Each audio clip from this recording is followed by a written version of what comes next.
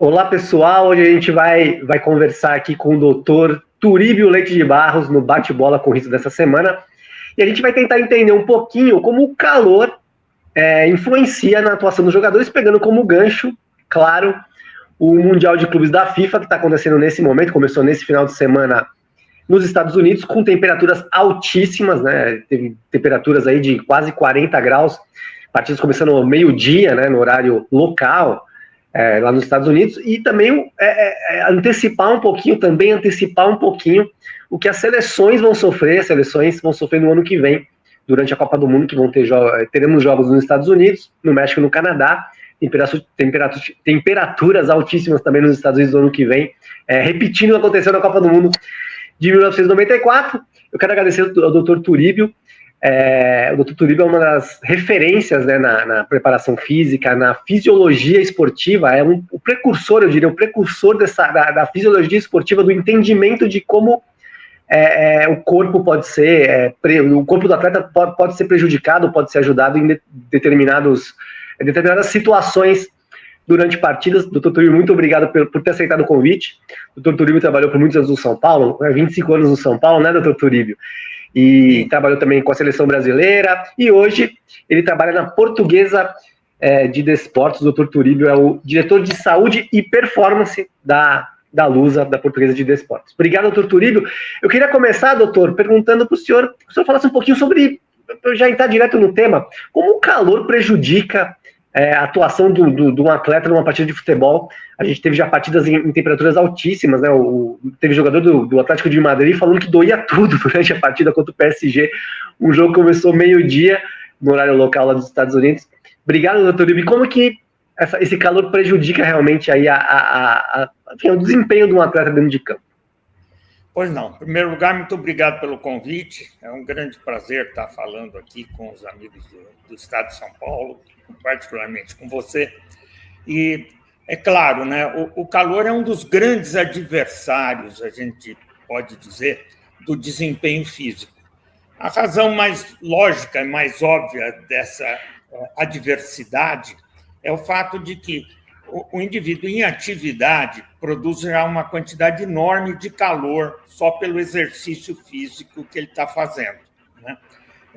Evidentemente que esse calor produzido ele tem que ser dissipado, ele tem que se perder do corpo para evitar que se aumente a temperatura corporal.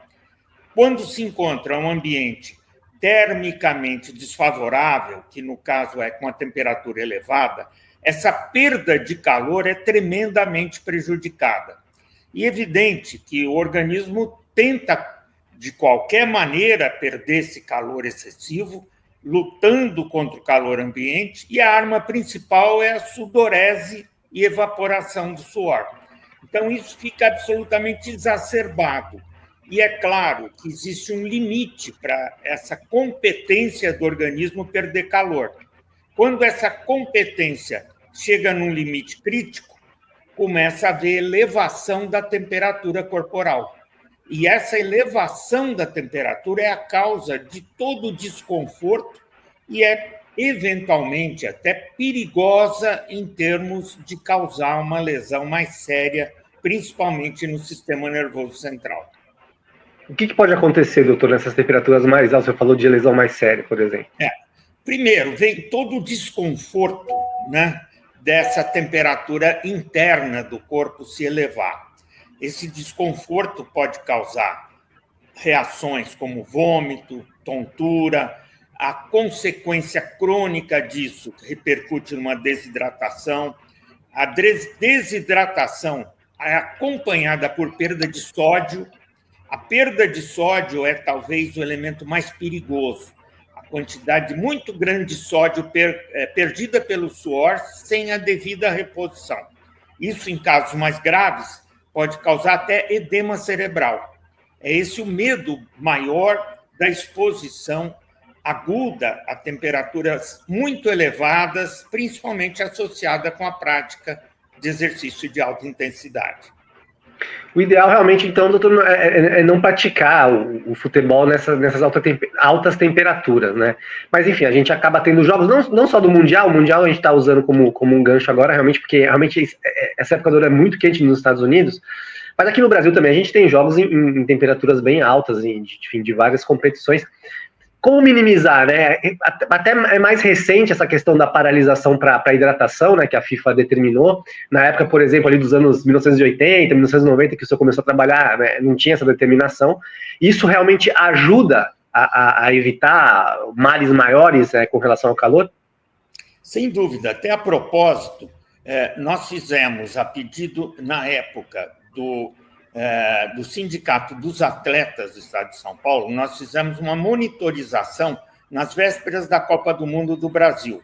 E nós usamos um dispositivo que é uma cápsula que o atleta engole, ela trafega pelo tubo digestivo e, dentro do tubo digestivo, ela emite um sinal de radiofrequência com a temperatura interna.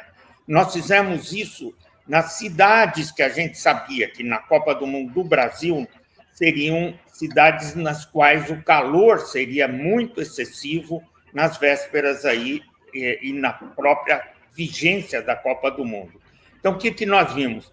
Que quando você submete um atleta a um esforço físico numa temperatura que ultrapassa 32, 33, chegando às vezes até bem acima de 35 graus, como foi o caso de Los Angeles até, nesse jogo lá do PSG com o Atlético de Madrid, a temperatura interna que a gente media por essa cápsula chegava e às vezes ultrapassava 39 graus Celsius.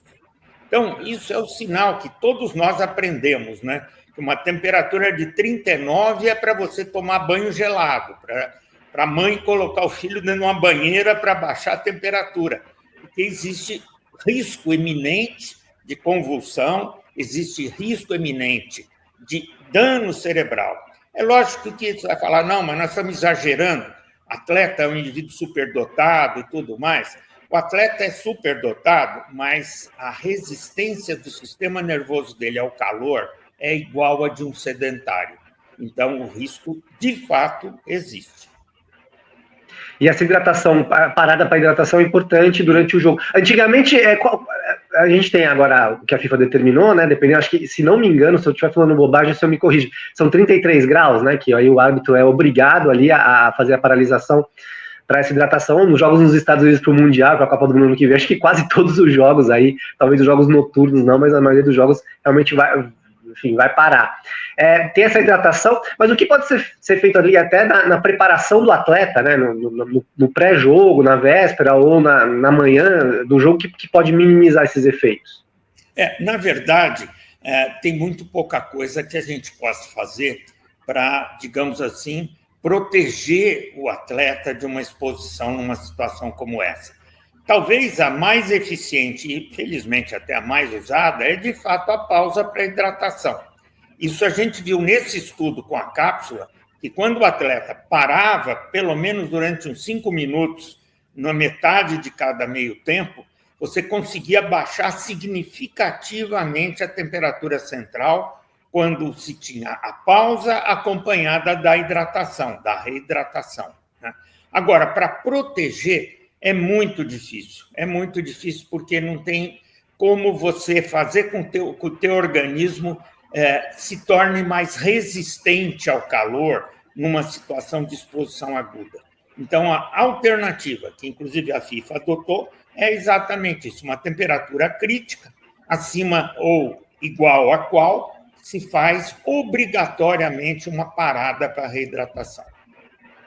E esse estudo que foi feito em 2014 para a Copa, chegou a ser enviado para a FIFA, doutor? Sim, chegou a ser, olha, eu tenho a satisfação de dizer que foi enviado para a FIFA, tá? E até a própria CBF pode confirmar isso. Esse nosso estudo, que foi feito aí realmente, como eu falei, em parceria com o Sindicato dos Atletas do Estado de São Paulo e com a Escola Paulista de Medicina, a gente conseguiu determinar, através desse estudo, essa obrigatoriedade da pausa para hidratação que foi efetivada na Copa do Mundo do Brasil. Então, foi esse estudo que fez a FIFA realmente pensar nessa parada técnica que hoje o mundo inteiro usa, né? Enfim, Exatamente. Claro que na Europa, agora no calor maior, os jogadores estão de férias, né? Os torneios estão parados e a gente tem a maior parte dos campeonatos durante o inverno, não é tão necessário, mas em locais mais quentes, como está tendo agora no Mundial de Clubes, vai ter na Copa do Mundo aqui no Brasil, essa parada é sempre feita. Qual o melhor horário para o futebol, doutor? A gente, é ali, depois das 17 horas mesmo? Se a gente pensar no melhor horário, visando realmente esse conforto térmico do atleta, né, após as 16 horas, quer dizer, das 16 horas em diante. É evidente que isso depende muito aí até da própria umidade relativa do ar, que além da temperatura é outro fator determinante do desconforto térmico que o atleta vai sofrer, né? Agora, evidente que para o aspecto de conforto térmico, o jogo à noite é sempre de muito melhor tolerância, porque você não tem a exposição direta aí de raios solares, não tem toda aquela radiação que existe num dia muito quente, embaixo do sol quente, aí, com exposição direta. Enfim, não é inédito, mas a CBF colocou há alguns anos os jogos às 11 horas da manhã, né? Ela até coloca mais jogos no sul, né, no Nordeste, que são locais mais quentes, não tem, e quando o verão entra ali mais pro final do ano, a CBF também não coloca, mas enfim, a gente tá tendo esses jogos às 11 horas, a gente sabe que é um pouco enfim, para grade de televisão, né, para compor grade de televisão, não é inédito, né, teve jogos do Campeonato Paulista, anos atrás, anos 1990, que tinha também jogos pela manhã com muito sol, mas é um horário bem ruim para os jogadores, né, doutor, esse horário das 11 horas. Quando a gente tem, logicamente, na época do ano que você tem uma temperatura mais elevada, esse horário acaba sendo, de fato, um horário muito inadequado para o jogo. A questão não é, claro, exatamente o horário, é a temperatura que a gente vai ter naquele horário, né? Então, isso, até também, quando a gente tem horário de verão, a gente tinha aquela mudança do início dos jogos aí das 4 para as 5 horas da tarde, exatamente por causa desse pico de temperatura. O doutor Turibio trabalhou com a seleção brasileira em 1994, né, doutor Turibio, quando o Brasil jogou nos Estados Unidos, num calor infernal lá nos Estados Unidos, que é o que os clubes estão passando agora no Mundial, e as seleções vão passar no ano que vem no Mundial. Esse jogo PSG Atlético de Madrid, que a gente comentou aqui já algumas vezes, foi realizado no Rose Bowl, que foi o estádio da final da Copa do Mundo de 1994, e no mesmo horário que começou aquela final, foi meio-dia, né, no horário local, né? E o jogo do PSG começou também nesse horário, os jogadores reclamando muito do calor. Se o senhor contasse um pouquinho, o senhor já me contou um pouquinho antes que o senhor não estava nos Estados Unidos durante a Copa, fez parte da comissão técnica, viajou antes para os Estados Unidos para avaliar todas as condições. O que foi feito para minimizar o calor naquela época, que a gente também está falando de muitos anos atrás, a tecnologia avançou muito hoje para, né, também a questão da medicina esportiva, mas o que foi feito naquela época para minimizar o sofrimento dos jogadores brasileiros naquela Copa, que o Brasil ganhou? Como eu falei, na verdade, a gente fica meio incompetente contra um adversário como esse, né? Não tem muito o que fazer, a não ser usar aqueles recursos que, até na época, né, eram mais rudimentares do que hoje, né?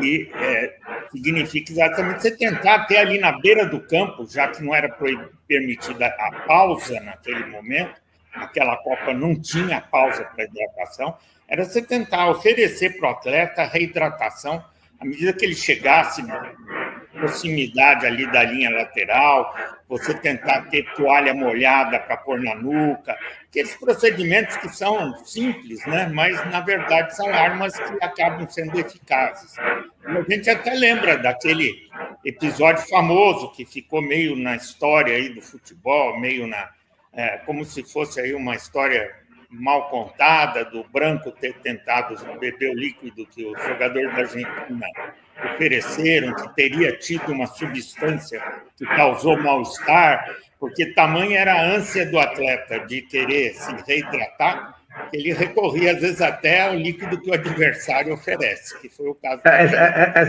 Essa que o senhor falou é 1990, na Copa de 90 na Itália, né? Foi Brasil e Argentina em 90. Você tem razão, Foi na Copa anterior, mas também acho que era verão na Europa também, temperaturas quentes. Eu não vou me recordar de cabeça o horário que começou essa partida, mas eu acredito que foi à tarde, né? Foi um horário à tarde lá na Itália também, em Turim. Mas realmente ele se hidratou ali tomando a água da Argentina. Do time da Argentina, da seleção argentina. Na verdade, nós vamos ter esse problema aí, tanto nesse Mundial de Clubes quanto na Copa do Mundo aí do ano que vem, principalmente na Flórida, onde a temperatura é muito elevada, né? E na Califórnia, que além de ser muito elevada, tem a questão do fuso horário. Os jogos, para chegarem na Europa num horário compatível com a televisão, acabam tendo que ser muito precoces dentro do horário do dia ali. Então, isso, de fato, vai acontecer, né? E, sem dúvida nenhuma, é um grande adversário a ser enfrentado. Mas em 94 os jogadores reclamaram muito do calor, doutor? O senhor lembra do Romário, Bebeto, os jogadores? Muito. O que eles falavam na época? Não havia quem não reclamasse. De fato, era um problema muito sério aí, não só para os jogadores brasileiros, mas para todo mundo que estava exposto àquela situação. Realmente, eu imagino o calor ali muito, muito grande e os jogadores enfrentando ali ótimos times, grandes adversários, né? É muito complicado. Agora, falando do Mundial, doutor, um outro ponto, aproveitando que conversa aqui com o senhor, a gente tem falado muito da questão os times europeus estão num limbo ali de calendário, né? Fim de temporada, pré-temporada, né? O Mundial nessa época, disputado em junho e julho, muda um pouquinho o calendário dos europeus, já os brasileiros estão em meio de temporada. E a gente tem visto alguns jogos equilibrados, né? Entre brasileiros e europeus, e sul-americanos e europeus, né? A gente teve jogos também do Boca Juniors contra o Benfica, também bastante equilibrado. Então, assim, a gente ainda tem uma diferença técnica entre esses clubes e os brasileiros e os sul-americanos, mas a gente vê que talvez no físico os sul-americanos estão igualando isso. O senhor vê realmente essa dificuldade dos europeus pela época do campeonato? Não, sem dúvida. Final de temporada a gente sabe que é sempre um momento ingrato aí, né, para o atleta profissional de futebol. Eu acho que é uma oportunidade boa para os times brasileiros realmente aproveitarem isso, porque, sem dúvida nenhuma, o europeu, nesse momento, está muito mais desgastado fisicamente, né? E talvez até o fato também do calor seja um fator favorável para os times brasileiros, né? Porque a adaptação ao calor é alguma coisa que cronicamente acontece, né? E isso favorece o time brasileiro em relação aos europeus, países de clima frio. Para finalizar, doutor, eu vou fazer uma pergunta com outro assunto, aproveitando também a presença do senhor aqui hoje. A questão do gramado sintético, que tem uma grande polêmica aí nos últimos meses, anos, né? Alguns clubes, Palmeiras, Atlético Paranaense, agora Atlético Mineiro, adotando esse gramado sintético, alguns jogadores reclamando que lesiona mais. O senhor, com toda a experiência que o senhor tem, com que o senhor também já pesquisou, já soube, realmente o gramado sintético ele pode levar o jogador a se machucar mais? Ele é prejudicial à saúde do jogador? Tem uma maneira fácil de resolver isso. Se for o gramado sintético ruim, sim. Como o próprio gramado natural ruim também provoca uma incidência maior de lesões, né? Porque a gente fala isso porque o sintético tem evoluído muito. A qualidade da grama do gramado sintético tem evoluído muito. Nós podemos citar aqui em São Paulo mesmo o exemplo do gramado do Pacaembu. O gramado do Pacaembu é perfeito. Nós, da Portuguesa, nós jogamos o Campeonato Paulista todo, mandando os jogos no Pacaembu. Nós não tivemos nenhuma lesão durante todo o Campeonato Paulista. Nem os adversários nos jogos contra a Portuguesa nós vimos nenhuma lesão em função de usar o gramado sintético. Agora, é evidente que quando a gente fala de gramado sintético, todo mundo pensa naquele gramado cheio daquelas bolinhas de borracha que você está acostumado a jogar no jogo de society. Você vai para casa depois com a meia cheia de bolinha de borracha, gramado duro e tal. Aquele, evidentemente, provoca muito mais lesão. Agora, o gramado sintético de última geração já é um gramado de uma qualidade excelente. Sem dúvida nenhuma, qualquer estudo que a gente localiza não mostra diferença de incidência de lesão entre os sintéticos de última geração aí, o gramado natural. Quero agradecer ao doutor Turíbio por ter aceitado o convite, conversado com a gente sobre um tema que é importante, que é um tema que vai ser recorrente aí nesses próximos 12 meses, aí, até o final do Mundial, e também na véspera da Copa do Mundo. A gente ainda não sabe os horários dos jogos da Copa do Mundo do ano que vem, deve ser definido só no começo do ano, depois de dezembro, quando tiver o sorteio dos grupos. Mas aí, quando saírem os horários, aqueles horários de 12 horas local, né? O que a gente está vendo no Mundial agora, vai se começar a falar muito sobre essa questão do calor. Muito obrigado, viu, doutor Turíbio? Eu que agradeço aí, espero que a gente tenha podido esclarecer alguma coisa aí de um problema, de um tema tão interessante. Muito obrigado pelo convite. Com certeza. Esse foi o bate-bola dessa semana, pessoal. Até semana que vem. Um abraço.